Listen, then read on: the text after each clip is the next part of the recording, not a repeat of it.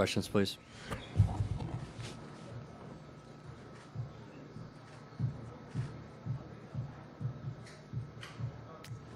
Go ahead. We're going to go to Monty, middle third row. Monty Poole, NBC Sports Bay Area. Steph, what do you take from this game? This is the first time you guys have lost a game, one of a finals game. What are the good and bad things you take from this specific game? And obviously the bads, we were down 0-1, but it's not the end of the world. You know, new experiences for us all the way through, but you know, we've proven our resiliency and ability to win games that we need to, and kind of answer the bell and learn from, you know, nights like tonight. So key call-outs are, you know, fast break points that they got, whether it was a make or a miss for us. You know, a couple of sloppy turnovers that really didn't kill us, but just added to, you know, their momentum. And, you know, obviously Pascal had an amazing game. He pretty much found a bucket wherever he was at. And we got to do, all five guys got to do a better job of just being physical, being alert, and we'll be all right. Left side in the back on the aisle. Go ahead, Nick. And following up on that, this is the first time since Steve's been coach you guys dropped game one. What do you think changes, if at all, from a mindset perspective for y'all dropping into an early hole like this?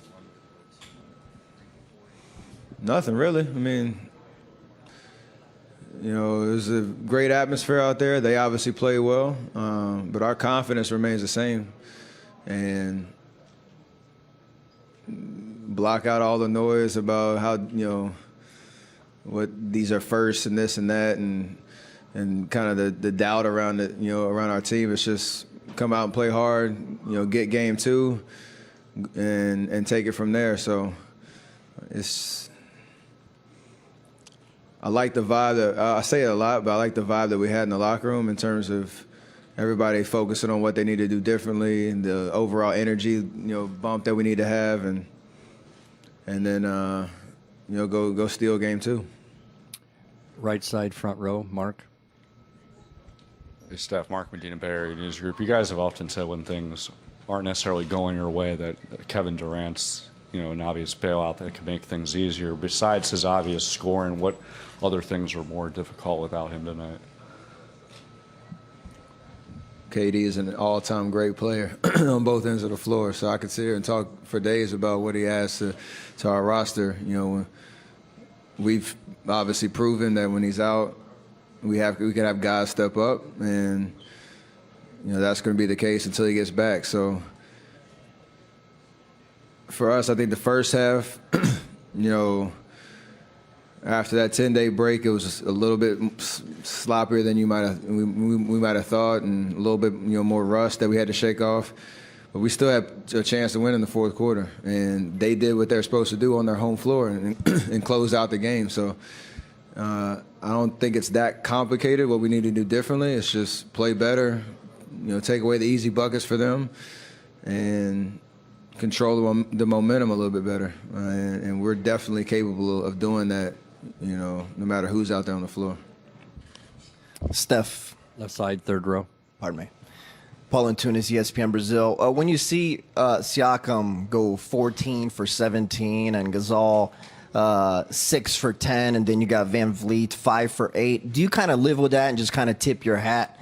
Because you guys seem to do a good job kind of blitzing Kawhi, getting the ball out of his hands. I'm definitely not smiling at him and saying, good job, guys. It's we can do things differently, a little bit better, be more physical on them, be more aware of where they are on the floor. Obviously, Kawhi is the nucleus of what they do, and like you said, we did a good job on him, but we have to keep doing a good job on him. But especially early in the first half, we didn't rotate well enough, and just make them think a little bit more. They were really comfortable out there, stepping into open threes. A couple of miscommunications where almost like practice shots, and obviously they made them. So defensively, overall, we can do a lot better job, as well as some of the good things that we did. Fourth row in the middle, Kayla. Steph, Kayla Gray, TSN. I mean, outside of the break, you guys don't really have that much tape to work off of with this Raptors team. I mean, I know you're very familiar with Kawhi Leonard. Did you think that that posed a challenge as well? Yeah, I mean, the 2 games we had during the regular season, there was guys missing them both nights and what have you, but I'm sure they're in the same situation, not really expecting or knowing what to expect. So, at the end of the day, they outplayed us. Like, there's no other way to kind of say it. They did what they were supposed to do and took care of home court on the first game. And, you know, no matter what, you know, our sights were coming in. It's a long series, and to game 2 is an opportunity for us to right the wrongs and get a big win and go back home. Final question, left side, second row, Mark. Steph, on the left, Mark Schwartz, ESPN. Draymond said the loss and Siakam was on him.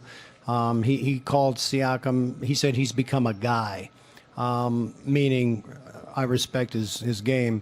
What did Siakam show you guys in this game that perhaps might have been even over what you thought he was capable of? I mean, his motor's pretty much nonstop, so even if you feel like you're in transition, you're running shoulder to shoulder with him, he has another, you know, gear he can get to that puts pressure on you in transition.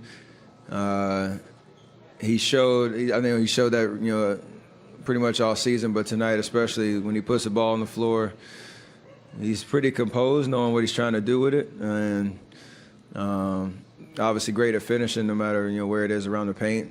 He knocked down 2 threes, which was you know, big for him to keep the momentum going. But at the end of the day, like Draymond said, you know, it starts with the one-on-one matchup, but you can't give him any dare shots, and you can't give him any straight line drives to the basket. And that's just an effort thing that we all can be more mindful of, because at the end of the day, it's not just going to be Draymond guarding him the entire game. So, you know, he played well, and we got to do something about it. Thank you, Steph. Kawhi is next.